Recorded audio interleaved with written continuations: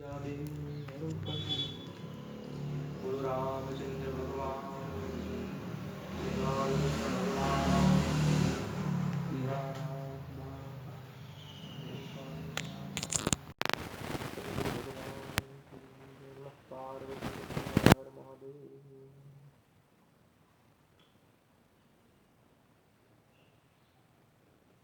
આપણે શિવજી મહારાજની શંભુ ચરિત્ર જે ભગવાનને લીલાની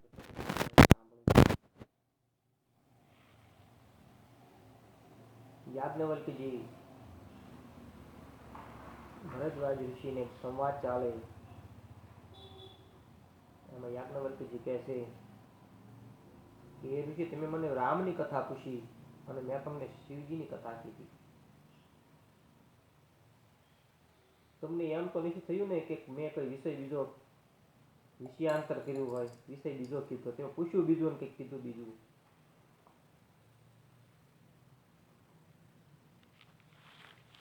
ત્યારે ભરદ્વાજજી કહે છે, મહારાજ તમે જે કથા કીધી એ મને પ્રાણ સમાન પ્રિય લાગી. કારણ કે જેને શિવજીની ભક્તિ કરવી છે અથવા તો જેને રામની ભક્તિ કરવી છે એને શિવજીના ચરણોમાં સહજ પ્રેમ જાગે. બંને એકબીજાની તો ભગવાન રામ સ્વપ્નમાં પણ પ્રિય લાગતા નથી જેને શિવજીના ચરણ કમળમાં પ્રેમ નથી. ભક્તિ તો જ મળે. રામ ભક્તનું લક્ષણ જ એ છે કે ભગવાન શિવજીમાં ભોળાનાથમાં પ્રેમ જાગે. જે કંઈ થાય યમ નિયમ જે કંઈ ભક્તિ થાય પણ પહેલું વ્રત એ છે કે ભગવાન ભોળાનાથમાં સહજ તમને સ્નેહ જાગે તો તમને ભગવાન રામની ભક્તિ મળે. માટે હે ભરદ્વાજજી, મેં તમને પહેલા શિવજીનું ચરિત્ર એટલા માટે કીધું કે તમને તમારો મેં ભેદ સમજ્યો, ભેદ જાણ્યો. આપણે નથી કહેતા કે આપણે ભેદ જાણવા ગયા હતા. યાજ્ઞવલ્ક્યજી કહે છે, ભરદ્વાજજી મેં તમારો ભેદ જાણ્યો કે તમને ભોળાનાથમાં કેટલી પ્રેમ છે, કેટલો ભાવ છે. પણ તમે પ્રેમમાં એટલા બધા મગ્ન થઈ ગયા, મુખમાંથી વાણી ન નીકળે, આંખમાંથી આંસુની ધાર કથા સાંભળતા જે તમને થઈ એ જોતા મને એમ થાય છે કે તમને ગૌરીપતિ શિવજી પ્રાણ સમાન પ્રિય છે. મેં તમારું ગુણ, તમારું શીલ બધું જાણી લીધું. હવે હું તમને ભગવાન રઘુનાથની લીલા કહું એ હવે સાંભળો. આટલી કથા કીધા પછી હવે આપણને રામચંદ્ર ભગવાનને તીર્થરૂપી નદીમાં નાહવા માટે હવે કહે છે, હે ભરદ્વાજજી ચાલો હવે આપણે સ્નાન કરી લઈએ, કથાનો સાંભળીએ.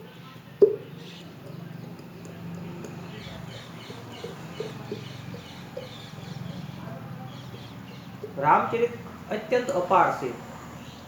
કદાચ 100 કરોડ શેષ કહેવા બેસે તો પણ એ વાણીના સ્વામી જે પ્રેરક છે એ રામચંદ્રજીનું સ્મરણ કરી હું તમને કહું છું. પોતાનો ભક્ત જાણી અને પોતાની ઉપર કૃપા કરે અને હૃદયમાં સરસ્વતી જો નવચાવ્યા કરતા હોય તો એ રામ તમે મને, તમે હું, આપણે બે, એટલે જગતના કોઈ પણ ચરાચર જીવ હોય એનું આપણી પાસે કેટલું પ્રમાણ. એ નિર્મળ ગુણોની કથા કહું છું જે કૈલાસ ઉપર સદા એમ કહેવાય કે શિવજીનો વાસ છે. ત્યાં સિદ્ધો પણ છે, ત્યાં તપસ્વીઓ પણ છે, ત્યાં યોગીઓ પણ છે, કિન્નરો અને મનુષ્ય મુનિઓના સમૂહ પણ ત્યાં છે. આજે પણ હિમાલયમાં એમ કહેવાય છે કે શિવજીનો વાસ. પછી આપણે ન જોઈ શકવી તો એ આપણું દુર્ભાગ્ય, આપણો આંખથી ત્યાં સુધી નથી પહોંચી શકતી.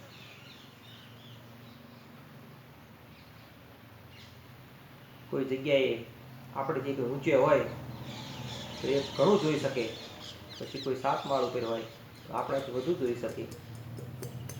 એમ જે પરાકાષ્ઠાએ પહોંચેલા સંતો છે એ આપણાથી વધુ જોઈ શકે. એમણે કીધું કે શિવજી કૈલાસમાં છે, પણ આપણે નથી દેખાતા. આપણે એવું ન મનાય ત્યાં નથી, આપણી પરાકાષ્ઠા એટલી નથી. વસ્તુ છે પણ તમને મને દેખાય નહીં, એનો મતલબ એવો નથી કે વસ્તુ ત્યાં નથી.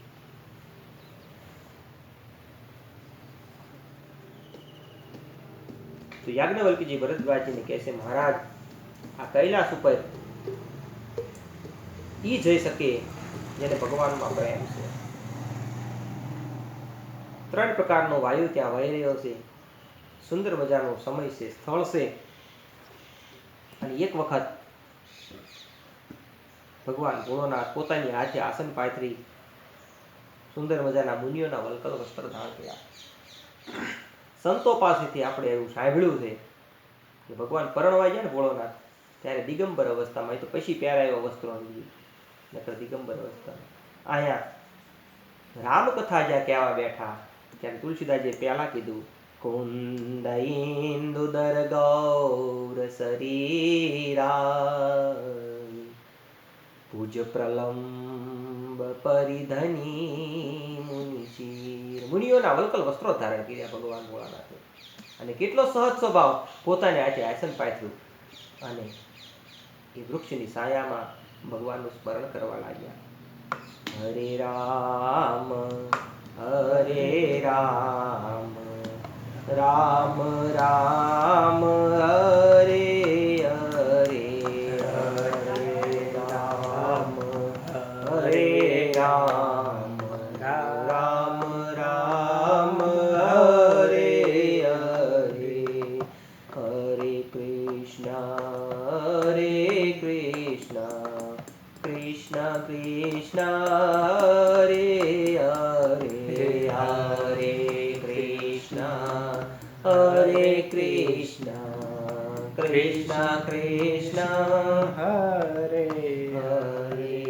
એ વખતે શિવજી એવા શોભિત થઈ રહ્યા છે જાણે શાંત રસ. શાંત રસના 9 પ્રકાર કીધા, પણ અહીંયા ભોળાનાથની અત્યારે કયો શાંત રસ બતાવ્યો. તુલસીદાસજી કે જાણે શાંત રસ બેઠા હોય એવું દેખાણો. યાજ્ઞવલ્ક્ય છે, ભારદ્વાજજી અત્યારે સમય બહુ યોગ્ય લાગ્યો. એટલે પાર્વતીજી ઊભા થઈ અને પ્રભુની પાસે જાય છે.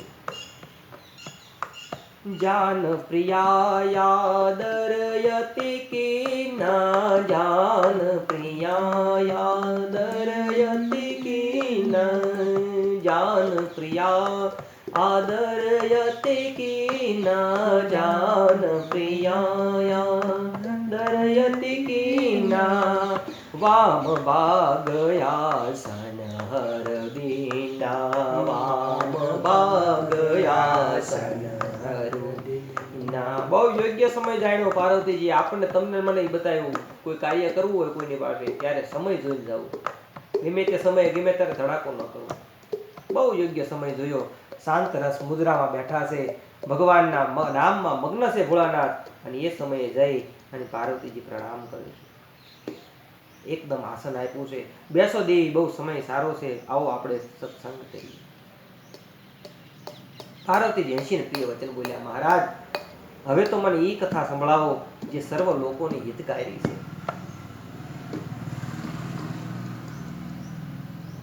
જે ચર છે, અચર છે, નાગ છે, મનુષ્ય છે, દેવતાઓ છે, આપણા ચરણ કમળની સેવા કરે, એ તો મને ખબર છે.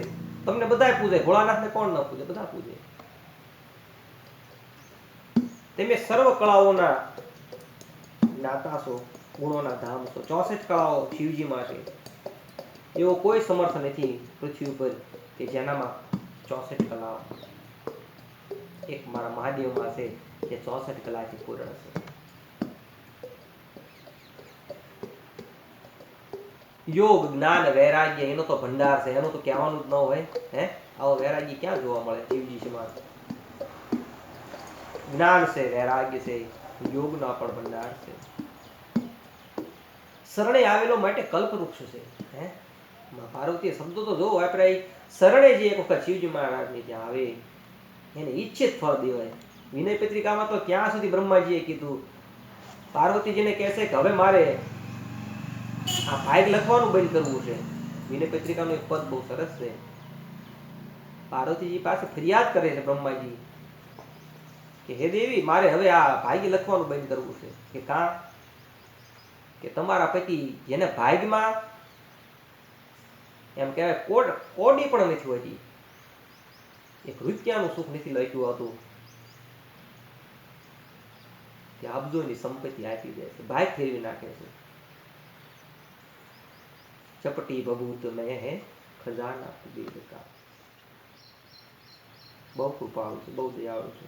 એક હસી મજાકમાં પાર્વતીજી પાસે ફરિયાદ આવું વિનય પત્રિકાના પદમાં એક બ્રહ્માજીએ કીધું છે. તો આવું કલ્પવૃક્ષ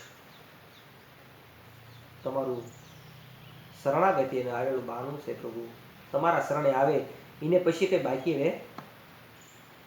તમને તો કોઈ નહીં કે, પણ મને કોઈ કહે છે કે જેની પાસે આવું કલ્પવૃક્ષ હોય અને એની પાસે દરિદ્રતા હોય તો કાં તો કલ્પવૃક્ષ નથી, અને કાં આપણે એને ઓળખી શક્યા નથી, આપણે માગી શક્યા નથી. દેવી, તમે શું કહેવા માંગો છો? શેની ગરીબાઈ, શેની દરિદ્રતા?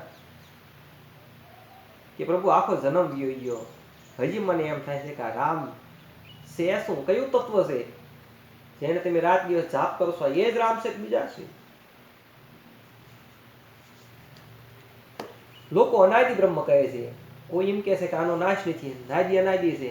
કોઈ એમ કહે છે કે મનુષ્યના અવતારમાં આવે છે. શેષ સરસ્વતી અને વેદો પણ એના ગુણગાન ગાય છે. તો પ્રભુ આ કયું તત્વ છે જે અજન્મા છે, જે નિર્ગુણ છે, જે અકળ પણ છે? અને આ બધું એનામાં હોય તો પછી રાજપુત્ર થઈને એને શું લેવા અયોધ્યામાં આવવું પડે? અને ત્યાં સુધી વાંધો નહીં, કદાચ મનુષ્યના રૂપમાં આવ્યા લીલા કરે તો સ્ત્રીના વિરહમાં જંગલમાં વૃક્ષોને પૂછે મારી સીતા ક્યાં છે, પક્ષીઓને પૂછે પ્રભુ? આમાં તો કોઈની મતિ ભ્રમ ન થાય. હવે મારો મોહ દૂર કરો. જે વિધિ મોહ મીટે સોઈ, જે પ્રકારે મારો મોહ મટે એવું કરો કઈ. અજ્ઞ જાની રે સૌરી જન દરવું. હું તમારી હવે કોઈ પરીક્ષા નથી. તમને એમ થાય કે આને એટલી નહીં ખબર હોય, આ કોઈ મારી પરીક્ષા નથી. પ્રભુ મારો મોહ છે, દૂર કરો. મેં બન દેખ રામ પ્રભુતાઈ, અતિ ભય વિકલન તુમ હી સુનાઈ. પ્રભુની વાતો યાદ કરીને પાર્વતીજી કહે છે, પ્રભુ મેં રામની પ્રભુતા જોઈ લીધી છે, હજી મને યાદ છે.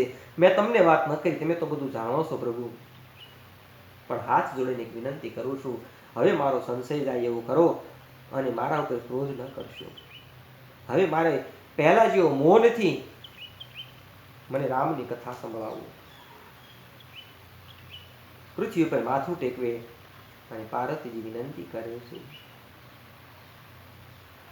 હું તો સ્ત્રી છું, હું અધિકારી નથી, પણ મન વચન કર્મની આપને દાસી તો શું? અને મેં પ્રભુ એવું સાંભળ્યું, સંતો એવું કહે છે કે જે અધિકારી હોય ને એની પાસે પછી કઈ તત્વ ગોઢ રખાય નહીં, દોષ લાગે. પ્રભુ હું આર્ત ભાવે તમને કહું છું, મને ભગવાનની કથા કહો. કેવી કથા? અયોધ્યામાં રામ જન્મ થાય ત્યાંથી માંડી વનમાં જે બાળચરિત્ર, પ્રભુ બાળચરિત્રથી માંડી જાનકીજી સાથે વિવાહ કરે, રાજ્ય છોડે, વનમાં અપાર ચરિત્ર કરે અને પ્રજા સહિત પોતાના વનગમનમાં પોતાના ધામમાં જાય, એની મને કથા કહો. તુલસીદાસજી બહુ સરસ ચરિત્ર આ લખ્યું. પાર્વતીજીના પ્રશ્ને મુખે પ્રશ્ન જ્યારે પૂછાયો ત્યારે ભગવાનને કહે છે, પ્રભુ બાળ ચરિત્ર કયો, વિવાહની કથા કયો, વનગમન કયો, એ બધું તો ફરજિયાત કહેવાનું. પ્રભુનું સ્વધામ પધારો એ તમારે કહેવું હોય કહેજો.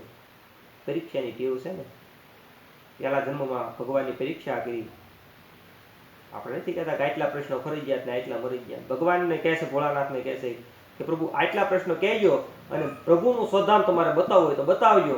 એટલે તુલસીદાસજીએ પછી સ્વધામની કથા લખી નહીં. બગીચામાં ગયા ને ત્યાંથી કથા પૂરી કરી.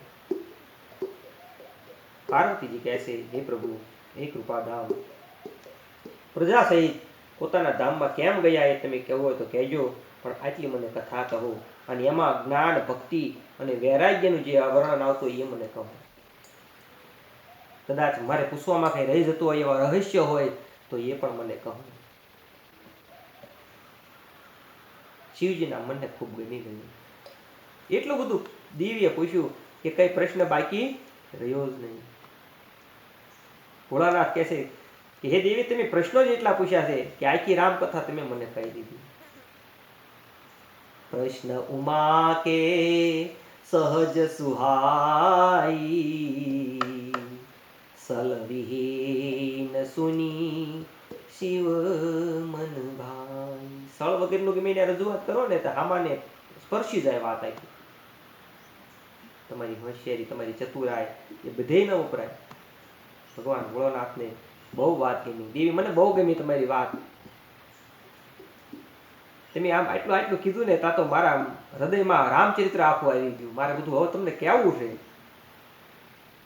અપાર સુખ મેળવ્યું અને અપાર સુખ એટલું બધું ધ્યાનમગ્ન થયા. શિવજી ઘડીક તો મન આખું બંધ કરીને બેસી ગયા. પાર્વતીજીને એમ થયું કે હવે નક્કી પાછું સમાધિ લાગી જાય છે, પણ બે ઘડી સુધી આખું બંધ અને પછી પહેલું વાક્ય એ બોલ્યા, જૂઠે સત્ય ચાહિબે ન જાને, જૂઠે સત્ય ચાહિબે ન જાને, જીમે ભુજંગ બિનો રજુ પહેચાને, જીમે ભુજંગ બિનો રજુ પહેચાને. એ દેવી દોરડું પડ્યું હોય અંધારામાં, આપણને એમ થાય કે સર્પ પડ્યો છે, પણ આપણે જાણ્યું નથી. એટલે જે જગતને જાણ્યા પછી એનો લોપ થઈ જાય, આવા બંદવ બાલ રૂપ સોય રામ. આવા મારા ઈષ્ટદેવ બાળ રૂપ રામનું પૂજન કરું છું. બંદવ બાલ રૂપ સોય રામ, બંદવ બાલ રૂપ સોય રામ, સબ સિદ્ધિ સુલભ જપત જીસ નામ, સબ સિદ્ધિ સુલભ જપત જીસ નામ. બધી સિદ્ધિઓ મળી જાય. શું કરવાથી? કેવલ અને કેવલ જાપ કરવાથી. નથી તમારે હવન કરવો, નથી કોઈ અષ્ટાશુદ્ધ યોગ પ્રાપ્ત કરવો, કઈ નહીં. કેવળ અને કેવળ બંદવ બાલ રૂપ ભગવાનનું નામનું બાલ રૂપનું સ્મરણ કરી ધ્યાન કરો. સબ સિદ્ધિ દેવા વાળું છે. એ દશરથના આંગણામાં રમવાળા રામ મારી કૃપા કરે. હે ગિરિરાજ કુમારી, તમે ધન્ય છો, ધન્ય છો. શિવજી મહારાજે બહુ ધ્યાન રાખ્યું. ધન્ય બે જ વખત કીધું. આપણે આ ત્રિવેદ સત્ય થઈ જાય, 3 વખત કે એટલે પૂર્ણ થઈ ગયું. હજી તો કથા શરૂ નથી કરીને પૂર્ણ થઈ જાય તો વળી પાછું માતાજીને કંઈક મનમાં શંકા થાય એટલે 2 વખત કીધું, ધન્ય ધન્ય ગિરિ રાજ કુમાર. ત્યારે કથા પૂરી થાય છે ત્યારે 3 વખત માને ધન્ય કહે છે. તમે ભગવાનની કથા પ્રસંગ પૂછ્યો. દેવી, તમારા માટે તો ઠીક, પણ સમસ્ત જગત માટે આ પવિત્ર જેમ ગંગાજી છે એની સમાન થઈ જશે. જેને ભગવાનના ચરણોમાં સ્નેહ છે અને રામજીની કૃપા છે, એને પછી શોક શીનો, એને શંકા શીની, એને ભ્રમ શીનો કે રામ કોણ છે. શંકા તો એ કરે જેને કોઈ ભગવાનની કથા નથી સાંભળી. શંકા તો એ કરે જેને નેત્રોથી ભગવાનના દર્શન નથી કર્યા, સંતોના દર્શન નથી કર્યા. શંકા તો એ કરે જે ભગવાનના મંદિરે હાલીને જતા નથી. શંકા તો એ કરે જે દેડકા ઘડે જીભ આપી છે પણ ભગવાનનું નામ લેતા નથી, ગુણગાન કરતા નથી. રામ કથા તો સુંદર હાથની તાળે છે. યા શંકારૂપી પક્ષીને ઉડાડવા વાળી છે. બધું કીધા પછી શિવજી કહે છે કે દેવી, મને એક વાત તમારી ગમી નહીં. એક બાત નહીં મોહી સુહાની, तुम जो कहा कि जदपि मोहवश कहे भवानी। तुम जो कहा के राम को आना, जेहि श्रुति गावही धरे मुनि ધ્યાન। બધું વાત પૂર્ણ કર્યા પછી શિવજી કહેશે મને એક વાત તમારી નો ગમી પ્રભુ આદિ તમે કહો છો કે રામ બીજા છે, આવું કોણ કે કહી સુનહી અસ અધમ નર, જે અધમ હોય, જેને ખબર નથી ખાતું શું ખોટું શું, જે પાખંડી હોય, ભગવાનથી વિમુખ હોય, જે ધર્મમાં નથી ધ્યાન નથી રાખતા, અજ્ઞાની છે, એ આવું કે जिनके अगुण सगुण विवेक, जेने अगुण ने सगुण नो विवेक नहीं, कपोल कल्पित वातु बज्या करे छे, ई हरिनी माया ने वश थई अने जन्मना मृत्युना फेरामां भटका करे छे। जेने वायुनो रोग हन्यपात आपणे देशी भाषामां हन्यपात थयो होय ने, ई पछी केने केम बोलવું, જેમ મજેરાનું પાન કરી અને માણસ બેફામ થાય, એની વાત ઉપર ધ્યાન ન અપાય। માટે આવો હૃદયમાં વિચાર છોડી દો। આ બીજું છે જ નહીં, એક જ તત્વ છે, આ બીજી વાત જ ક્યાં આવી કે આ છે કા છે। અસનિજ હૃદય વિચારી તજુ, સંશય ભજુ રામ પદ, સુનગીરી રાજકુમારી, ભ્રમતમ રવિકર વચન। જેમ સૂર્યનું કિરણ એક ઉપડે છે, નીચે આવે પૃથ્વી ઉપર, એ એની સત્યતા જે છે કે આમાં બીજું છે જ નહીં। સૂર્ય ઉગ્યો, કિરણ પૃથ્વી ઉપર આવ્યું, તો આમાં કઈ ભેદ નથી। મુનિઓ, પુરાણો, પંડિતો જે કઈ વેદ કહેતા હોય એ ભક્તને વશ થઈ અને પ્રભુ અવતાર લે છે, બાકી બીજો કોઈ હેતુ નથી। હરખ હોય, શોક થાય, જ્ઞાન થાય ને અજ્ઞાન પણ થાય, અહંકાર આવે ને અભિમાન આવે, આ બધા જીવના ધર્મ છે। શિવજી કહે છે આ ઈશ્વરના તત્વમાં આવું કઈ આવતું નથી। જે વ્યાપક છે, જે પરમાનંદ છે, એને 24 કલાક આનંદમાં પ્રભુ, એને હરખ પણ નહીં। એને વન આપ્યું, રાજ આપવાનું હતું, વન આપ્યું તો એ રડવા ન બેઠા કે ભાઈ રે કરી। આ ભગવાન જેનામાં હર્ષ પણ નથી, જેનામાં શોક પણ નથી, જ્ઞાનનો ભંડાર છે પણ તુચ્છ છે કે જ્ઞાન નથી ને અજ્ઞાનતા નથી, અહંકારતા નથી, અભિમાનતા નથી। જ્યાં પૂર્ણ પ્રકાશનો ભંડાર છે ત્યાં અંધારું છે જ નહીં, જવાળું છે। તો જે મનુષ્ય આને ન સમજે એ તો પછી એની માયા છે। એ દેવી જે કૃપાથી બ્રહ્મ મટી જાય, જેનો આદિ અંત કોઈ પામી નથી શક્યો। હજી હું એમ કહું છું કે મસ્તક પકડો અને પછી એના ચરણ આપણે ગોતવા પડે તો એનો આદિ કોણ હોઈ શકે? આપણે કેવી કે ભાઈ માથું પકડો અને હાથ સુધી આખું શરીર, પગ સુધી આખું શરીર આવી જાય, પણ જેણે જેણે પામ્યા છે કોઈ મસ્તકમાં જ રમે છે, પગ પ્રભુના ગોતતા નથી। કોઈ શરણે ગયા તો ભગવાનના ચરણ જ પકડ્યા છે, એને હજી માથું હજી જડ્યું નથી। કોઈ બાહુમાં ગયા તો આઝાદ બાહુ છે, હજી બાહુમાં જાટા મારે છે। પૂર્ણ કોઈ જાણી શક્યું નથી। પણ મને એટલું થાય છે, મને ખબર છે, મેં વેદોના આધારે એમ કહું છું કે બીનું પદ ચલઈશુ નહીં, બીનું કાના, બીનું પદ ચલઈશુ નહીં, બીનું કાના, કર બીનું કરમ કરઈ વિધિ નાના, કર બીનું કરમ વિધિ નાના, આનંદ રહિત સકલ રસ ભોગી, આનંદ રહિત સકલ ભોગી, બિનુ વાણી વક્તા બળયોગી, બિનુ વાણી। મેં જેટલું સાંભળ્યું, જેટલું સમજ્યું, એટલું મને એમ ખબર પડે કે પગ વગર તમારી પાસે આવે ને તો ઈ તત્વ રામ છે। હાથ વગેરે તમારું કામ કરી જતું હોય, તમને એમ થાય કે આ કામ અટકી ગયું છે, કોઈ કારણે સંભવ નથી, અને જ્યારે એ કામ પૂર્ણ થઈ જતું હોય ત્યારે તમારે સમજવું કે આ બ્રહ્મ તત્વ છે। જીભ વગર મોટો વક્તા છે, અને જીભ વગર બધા સ્વાદ લઈ શકે છે, આવો આનંદ છે।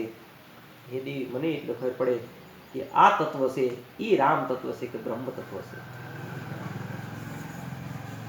બ્રહ્મની કરણી બહુ અલૌકિક છે, જેનો મહિમા કોણ કહી શકે.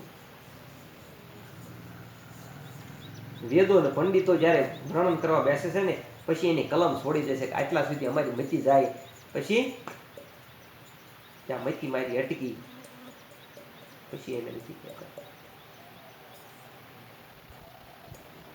જેના નામના પ્રભાવે કાશીમાં મળવા વાળાને હું મુક્તિ આપું છું, ઈ રામ છે. અને વિવશ થઈ કોઈને આપણે ધરાહાર ભગવાનનું નામ લેવડાવાય નહીં, પણ જો કદાચ વિવશ થાય પણ વે તો એના અનેક જન્મોના પાપ બળી જાય છે. રામ તો એ પરમાત્મા છે ભવાની, જ્યાં ભ્રમ પણ ન હોય અને સંશય પણ મટી જાય છે. શિવજીના આવા ભ્રમનાશક વચનો સાંભળી અને પાર્વતી બહુ રાજી થયા. પ્રભુ મને વિશ્વાસ થયો, મને પ્રેમ જાગ્યો, હાથ જોડી અને મને હવે આ મટી ગયું, પણ હવે ભગવાનની ચંદ્રમાના કિરણો સમાન શીતળવાણી સાંભળી અને મને તડકાનો તાપ મટી ગયો. આ શરદ ઋતુનો તડકો મને લાગતો નથી. મીઠા મોહ સર દાત પભારી શશિકર સમ સુની ગિરાત મળે. તમારી વાણીથી જ આટલો પ્રભાવ થયો.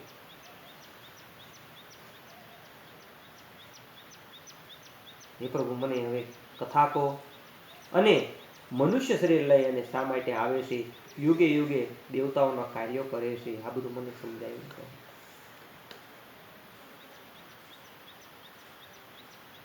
એ વખતે શિવજી કહે છે, હે દેવી, આ નિર્મળ રામચરિત મંગળની કથા સાંભળો, જે એક વખત કાકભૂષણજીએ વિસ્તારથી કીધી અને પક્ષીરાજ ગરુડજીએ સાંભળી હતી. એ બંનેનો સંવાદ તમને કહું છું. હરિનું ચરિત્ર તો અપાર છે, કદાચ એને કહેશું તો આપણે આપણી પ્રમાણે સીમિત કહી શકશું, બાકી એનો મહિમા, એનું ગણિત, એનું રૂપ સર્વે અપાર છે. એના ગુણની નામની કથા કદાચ કહીશું તો પાર નહીં પમાય. હરિગુણ નામ અપાર, કથા રૂપ અગણિત અમિત, મેં નિજ મતિ, મારી મતિ અનુસાર હું કહું ઉમા સાદર.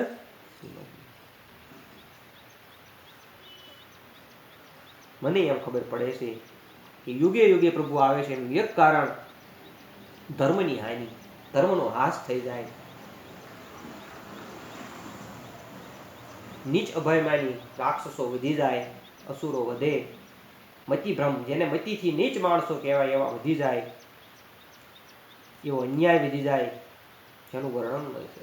બ્રાહ્મણો, ગાયો, દેવતાઓ અને પૃથ્વી જ્યારે બધા કષ્ટો પામે છે, હેરાન થઈ જાય છે, ત્યારે સત્યને સ્થાપના કરવા, દેવતાઓને સ્થાપિત કરવા અને વેદોની જે ભગવાનની શ્વાસ છે એવા વેદોની રક્ષા માટે ભગવાન અવતાર લઈને આવ્યું છે. એટલે તો ગીતાજીમાં કીધું છે, યદા યદા હિ ધર્મસ્ય ગ્લાનિર્ભવતિ ભારત. હે અર્જુન, હું યદા યદા યુગે યુગે આવું છું, કેવળ અને કેવળ ભક્તોના ઉદ્ધાર માટે આવું છું. આ જ વાત ગીતાજીમાં કેમ કીધી એમાં તુલસીદાસજી રજૂ કરે, જબ જબ હોય ધર્મ કી હાની, બાઢહી અસુર અપ્રપંચ અભિમાની, કરહી અનીતિ જાય નહીં વરણી, સીદહી વિપ્ર ધૈની સુરધરણી. તબ તબ પ્રભુ ધરી વિવિધ શરીરા, અનેક પ્રકારે કયા શરીરમાં આવે છે ખબર? હરહી કૃપા નિધિ સજ્જન પીડા, સજ્જનોની પીડા કરે છે આ ભગવાન. તો આવા અનેક ચરિત્રો છે, પણ ભગવાનના જન્મ લેવાનું તમે કારણ કહો છો તો કારણો તો અનેક છે. બે ત્રણ હું તમને વિસ્તારથી કહું, સાંભળો. એક કારણ, શ્રી હરિના જય અને વિજય બે દ્વારપાળો હતા. કથા બહુ પ્રખ્યાત છે જય વિજય નામના દ્વારપાળોની, એ તમને સંક્ષિપ્તમાં કહું. બંને ભાઈઓને સનકાદી ઋષિનો શાપ લાગ્યો. હવે જો આ બંને જય અને વિજય ભગવાનના દ્વાર ઉપર રક્ષા કરે છે, ધ્યાન આપે છે, દ્વારપાળો છે, કોઈ આવે જાય તો ધ્યાન રાખવાનું. હવે એક વખત બીનું એવું, સનકાદ ઋષિઓ ત્યાં ગયા અને ભગવાન કંઈક શયનમાં છે, દ્વારપાળો ના પાડી, ભગવાન અત્યારે સૂતા છે. હવે સનકાદી ઋષિઓને અપમાન જેવું લાગ્યું. એમ આવી જ્યારે ભગવાન અડધી રાતે એમને જવાબ આપ્યો છે, તમને આપતા છે પણ અત્યારે સંયમમાં હવે ક્રોધ કરીને એ બેને શાપ દીધો. એ શ્રાપના વશ થઈ અને આ બંને અસુર થયા. આમ જોવી તો કેવું લાગે કે ભગવાનના દ્વાર પાળો, ભગવાનની રક્ષા બહાર કરે છે, એને શ્રાપ શંકા ઋષિએ આપ્યા. એક વાત એવી પણ લાગે કે બંનેને સમજવું જોઈએ, શંકાદી ઋષિઓને સમજવું જોઈએ ભગવાન પાસે જવું છે તો આટલો બધો ક્રોધ કરાય નહીં. અને શંકા દ્વારપાળોએ પણ સમજવું પડે, પ્રભુ બેસો ઘડી, હમણાં પ્રભુ જાગે પછી હું તમારે. બંનેની વચ્ચે ઉગ્રતા આવી એટલે ત્યાં પણ આપણે વિચાર કરવાનો, ભગવાનના દ્વાર સુધી જીવ પગી જાય ને તોય જો ઉગ્રતા આવે ત્યાંથી પણ નીચે પડી જાય. જે પરાકાષ્ઠા કહેવાય, ભગવાનનું દ્વાર એટલે તો પછી પૂરું થઈ જાય ને, ત્યાંથી પણ માણસ નીચે પડે. એ બંને અસુરોને તામસી શરીર મળ્યું છે. એકનું હિરણ્યકશ્યપ થયું અને બીજાનું નામ હિરણાક્ષ થયું. જેને દેવરાજ ઇન્દ્રને તો એમ કહેવાય બહુ એનો ગર્વ ઉતારી નાખ્યો, એટલો બધો એને હેરાન કરી નાખ્યો ઇન્દ્રને. હિરણાક્ષને ભગવાન વરાએ અવતાર લઈ એને માર્યો અને હિરણ્યકશ્યપને ભગવાન ઋષિ ભગવાને શરીર ધારણ કરી અને એનો વધ કર્યો અને ભક્ત પ્રહલાદને તાર્યો. આ પહેલા જન્મની કથા હિરણ અને હિરણાક્ષ. હવે એમને શાપ એવો હતો 3 જન્મનો, એટલે ઈનાઈ સંતો એમ કહે છે કે બીજા જન્મમાં પણ તે ફરી અસુર થયા છે. મુક્ત ન ભયે હતે ભગવાન, ભગવાનને હાથે મરાણા છે, વરા ભગવાન જ છે અને ઋષિ પણ ભગવાન જ છે, પણ શ્રાપ 3 જન્મનો એટલે મુક્તિ મળે. એટલે ભગવાનના હાથે મરવાથી મુક્તિ મળે એટલે ફરી બીજો જન્મ થયો છે. એમ કહેવાય છે બીજો જન્મ એમનો જાલંધરના રૂપે થયો છે. અને જાલંધર એટલો બધો યુદ્ધમાં શક્તિશાળી થઈ ગયેલો કે એની સ્ત્રી બહુ પરમસતી હતી, પતિવ્રતાને પ્રતાપથી એ ક્યાંય હારતો નહોતો. ભગવાને સળથી સ્ત્રીના વ્રતનો ભંગ કર્યું અને દેવતાઓનું કાર્ય કર્યું. ક્રોધ કરીને ભગવાને એને શાપ આપ્યો. ભગવાનને એ જલંધર એક કલ્પમાં રાવણ થયો અને ત્રીજા અવતારમાં એમ કહેવાય કે રામજી યુદ્ધમાં મારી અને પરમ પદ આપ્યું છે. એ ભરદ્વાજ્ય સાંભળો, પ્રભુના પ્રત્યેક અવતારની કથા કવિઓએ અનેક પ્રકારે વર્ણન કરી છે. હું કદાચ આમ કહું છું તો બીજા શાસ્ત્રોમાં આવી દીધી છે. કથા એની જ છે, રામે જ રાવણને માર્યો છે, પણ મહાભારતની તમે રામાયણ લઈશું, ભાગવતની તમે રામાયણ લઈશું,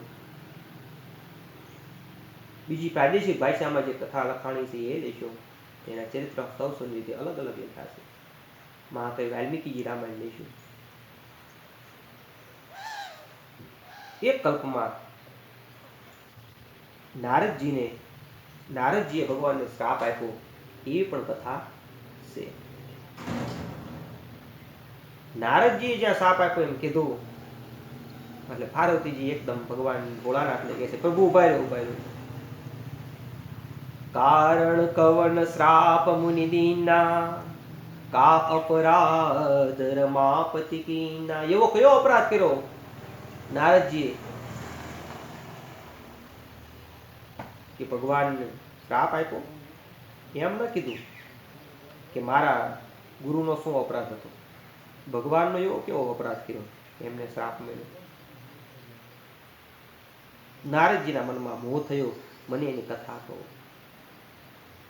નારદજી તો જ્ઞાની છે, ત્યારે કહેશે કે દેવી તમે કહો છો જ્ઞાની, પણ આ જગતમાં કોઈ જ્ઞાની નથી, કોઈ મૂર્ખ પણ નથી. ભગવાન જેને જેવો કરે ને એવો એ થઈ જાય છે.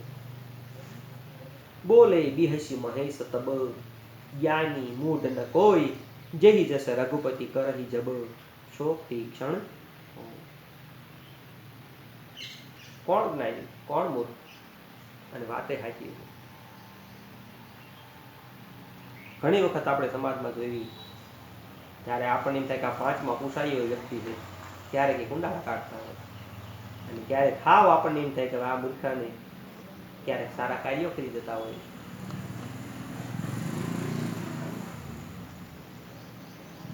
તુલસીદાસજી કહે છે, માન મત છોડી અને ભગવાનને ભજો, આમાં જ્ઞાનીને મોટું કોઈ છે નહીં. આમ કરી અને બીજો એક હેતુ ભગવાનની કથાનો નારદ ઋષિનું ચરિત્ર તુલસીદાસજી કહે છે. એક વખતનો સમય છે, પવિત્ર ગુફા છે, હિમાલયની પર્વતની ગુફા, સુંદર ગંગાજી વહે છે. નારદજીને સ્થળ બહુ યોગ્ય લાગ્યું છે. પર્વતો, નદીઓ, વનનો સુંદર વિભાગ જોઈ અને ભગવાનનું નામ સ્મરણ કરતા ફરતા ફરતા નારદજી ત્યાં આવ્યા છે. સ્થળ સારું લાગ્યું, મનને ગમ્યું, એટલે ત્યાં આવતા એમને સમાધિ લાગી ગઈ. સુમિરત હરિ શ્રાપ ગતિ બાધી, સહજ વિમલ મન લાગી સમાધિ.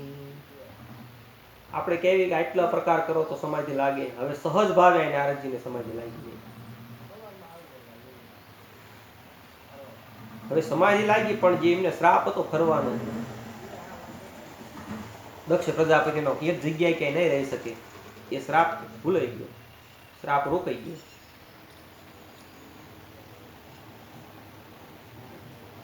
હવે નારદ મુનિની આ તપોમય સ્થિતિ જોઈ એટલે પહેલા બીક કોને લાગી? ઇન્દ્રને. મારું ઇન્દ્રાસન માટે આ બેઠા છે, બીજું કઈ નથી. આયા પણ તુલસીદાસજીએ બહુ સુંદર નીતિ બતાવી કે જે કાયમી માણસ હોય ને એને બધાથી બીક લાગે, ને એક લોભી, જે કાયમી લોલુપ જગ માહી કુટિલ કાકર્યું સબ હિદરાય, બધાથી બીતો હોય. એના પડખેથી નીકળો તો એમ થાય કે અમારું કંઈક લેવા આવ્યા છે. કાયમી માણસ, કુટિલ, કોબી, લોભી માણસ કાગડાની જેમ બીવે છે. કૂતરો હાડકું લઈને જાતો હોય અને સિંહને પાળી જાય તો એને એમ થાય કે હાડકું લઈ લઈશું. આ એવી વાત થઈ. નારદજી બેઠા છે ભગવાનનું સ્મરણ કરવા, પણ ઇન્દ્રને બીક લાગી કે મારું ઇન્દ્રાસન લીધું છે. કામદેવને બોલાવ્યો. કામદેવ જલ્દી જા, નારદજીની તો સમાધિ તોડાય. કામદેવ કહે છે કે આ સંન્યાસીની સમાધિ મારે તોડાવીને શું પાપ કરવું? પણ ઇન્દ્રના અનુશાસનમાં એટલે ગયા વગેરે છૂટકો નહીં. પોતાના સંઘની સાથે પોતાની માયા બુદ્ધિ લઈ વાજિંત્રો, નવયૌવનાઓ, દેવાંગનો, અપ્સરાઓને લઈ અને કામદેવ નારદ ઋષિ પાસે આવ્યા. નારદ ઋષિ તો ભગવાનનું ભજન કરે છે. શ્રી રામ જય રામ જય જય રામ, શ્રી રામ જય રામ જય જય રામ, શ્રી રામ જય રામ જય જય રામ, શ્રી રામ જય રામ જય જય રામ. કામદેવે અનેક પ્રકારની કળા કરી, અનેક પ્રકારના વાયુ વાયા, પણ એક પણ એને નારદજીને અસર થઈ નહીં. જેને રખવાળો રામ કરતા હોય ને એને શું પછી બીક હોય? કામદેવ હારી થાકી અને નારદજીના ચરણ પકડી લીધા. પ્રભુ ક્ષમા કરો, ક્ષમા કરો. નારદજી તો આંખું બંધ, એકદમ આંખું ખોલી છે. કામદેવ તું આય સામે કે પ્રભુ મને આવી રીતે આજ્ઞા થઈ હતી તમારી સમાધિ ભંગ કરવા, પણ હું તમને જીતી ન શક્યો. મને ક્ષમા કરો, મને દોષ ન દેશો, મને ક્રોધ ન કરશો મારી ઉપર. આ તો સાધુ જીવન.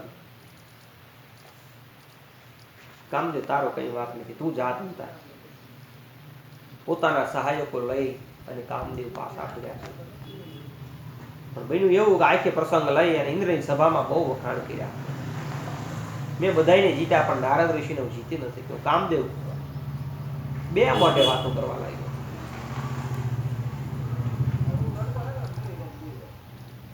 આ બાજુ નારદજીને મનમાં અહંકાર થયો, મને કામ જીતી ન શક્યો, હું કામ વિજેતા થઈ ગયો. હવે સ્પર્ધા કોની યાર થઈ? ભગવાન ભોળાનાથ થાય, કારણ કે એમણે કામને જીતો હતો. એટલે જલ્દી જઈને હું કહું ભગવાન શિવજીને કે તમે જેમ કામને જીતો એમ મેં પણ કામ વિજય થઈ ગયો. શિવજી તો ભગવાનની કથા કીર્તનમાં લીન છે. નારદજી ગાન કરતા સ્થાન ઉપર પહોંચે છે. પધારો પધારો દેવર્ષિ. અત્યારે ક્યાંથી કે મહારાજ હું તમને વાત કહેવા આવ્યો છું. બોલો બોલો. કે પ્રભુ તમે જેમ કામને વિજય થયા એમ મેં પણ કામને મારા શરણે આવ્યો અને મેં એને કીધું કે જા હું કામ વિજય થયો. અહંકારનો કોટો ફૂટ્યો છે. શિવજી કહે છે ઋષિ હું તમને હિતની શિખામણ આપું. મને ભલે તમે વાત કરી પણ ભગવાન શ્રી હરિને કોઈ દી આ વાત કહેશો નહીં. કદાચ વાત કાઢે તો એ વાત ફેરવી નાખજો. નારદજીને ઠીક ન લાગી. શિવજીએ હિતની શિખામણ આપી પણ નારદજીને ગમ્યું નહીં. બ્રહ્મલોકમાં ગયા. બ્રહ્માજીએ પણ કીધું. બધા એક જ વાત કરે છે પણ હવે તો એ જ થાય છે જે ભગવાન રામ કરશે. રામ કીન ચાહઈ સોઈ હોઈ કરે અન્યથાયસ નહીં કોઈ શંભુ વચન મુનિ મન નહીં ભાઈ તબ વિરંચી શિલોક સિધાઈ. કૈલાસમાંથી બ્રહ્મલોકમાં ગયા. બ્રહ્માજીએ પણ એ જ વાત કરી તમે ભગવાન વિષ્ણુને કોઈ આ વાત કહેશો નહીં. અને ફરતા ફરતા બધા ના પાડી છતાં એક વખત વૈકુંઠમાં ઉપડ્યા છે. હરસી મિલે ઉઠે રમા નિકેતા. ભગવાન તો સહજ રૂપે બેઠા છે. નારદજી એકદમ ત્યાં પહોંચે છે. પધારો ઋષિરાજ પધારો કરતા ભગવાન ઉભા થયા છે. એકદમ સામે આવીને આસન આપ્યું. નિયમ એવો છે એમનાથી ભગવાન મોટા છે એટલે એકદમ ત્યાં આવીને પ્રણામ કરે અને પડખે બેસાડને બદલે ભગવાન ઉભા થઈને આદરથી આદર આપ્યો. સંતો પાસેથી એમ સાંભળ્યું છે કે હવે નારદ એકલા નથી, નારદમાં અહંકાર પણ આવ્યો છે. એટલે આનું ધ્યાન નહીં રાખવું તો પડી જાય છે.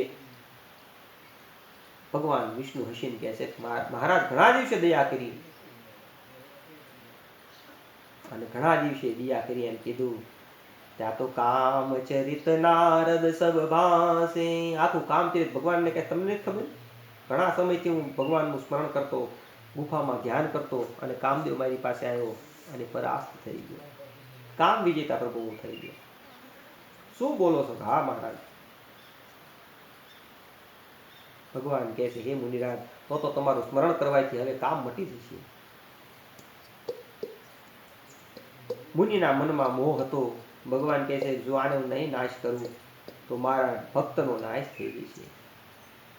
માટે હું કંઈક વિચાર કરું જેથી કરી અને આમનો મોહ મટી જાય, આમનું અજ્ઞાન મટી જાય અને આનું અભિમાન મટી જાય. આમ શ્રી ભગવાને વિદાય આપ્યા. આ બાજુ ભગવાને એવું ચરિત્ર કર્યું. સુંદર મજાનું એક નગર બનાવ્યું.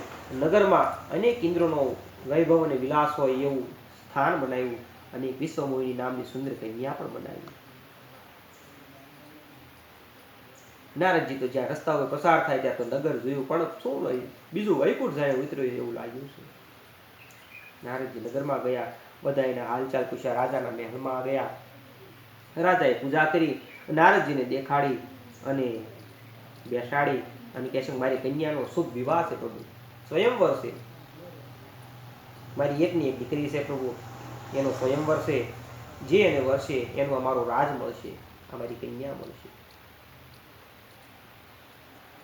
પોતાની રાજકન્યાને લાવી અને નારદજીને પ્રણામ કરાવ્યા પણ એના રૂપને જોતા ઋષિ મોહિત થઈ ગયા. દેખી રૂપ મુનિ બિરતી બિસારી બડી બાર લગી રહે નિહારી. એક ટકે એક ઇટસે આપણે અત્યારે જોઈ રહીએ, એક ધારા જોઈ રહ્યા.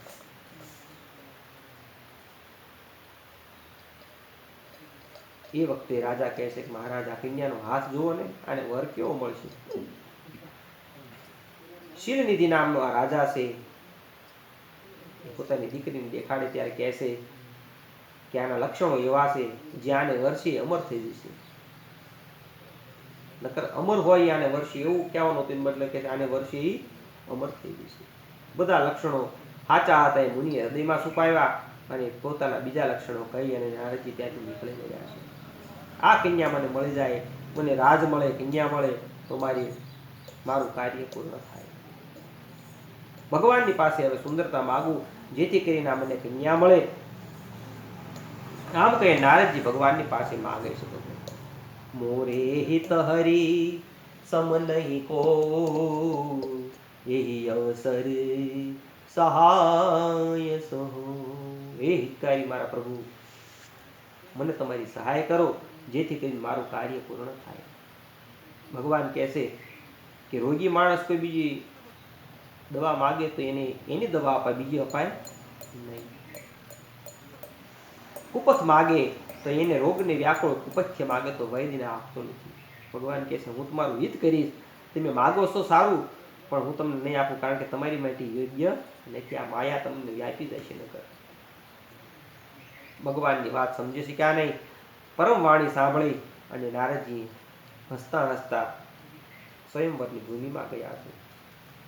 ઠાઠ માઠના રાજાઓ બની બેઠા છે, મનમાં પ્રસન્ન કે મારી સિવાય કોઈની કન્યા પરણશે જ નહીં. હવે બન્યું એવું કે ભગવાને એમને એવું રૂપ આપ્યું કે પોતે જોવે તો વિષ્ણુ જેવા લાગે, બીજા જોવે તો એમને એમ થાય કે આ તો નારદ ઋષિ છે, અને કન્યા જોવે તો એમ થાય કે વૃદ્ધ ગઢો વાનર હોય એવું લાગે. ત્રણ પ્રકારના માયાથી વશ થયેલાને ત્રણ પ્રકારનું રૂપ આપ્યું છે. આ ભેદ શિવજીના ગણને ખબર પડી ગઈ. એ પડખે બેસી ગયા અને એક જ વાત નારદજીને કહે કે મહારાજ આ કન્યા તમને જ પરણશે, બીજા કોઈને પરણશે નહીં. હસી મજાક કરવા લાગ્યા છે. સ્વયંવરની તૈયારી થઈ. રાજકુમારી સખીઓની સાથે હાથમાં સુંદર મજાની કમળની માળા લઈ અને રાજાઓને નિહાળતી નિહાળતી આવ્યા.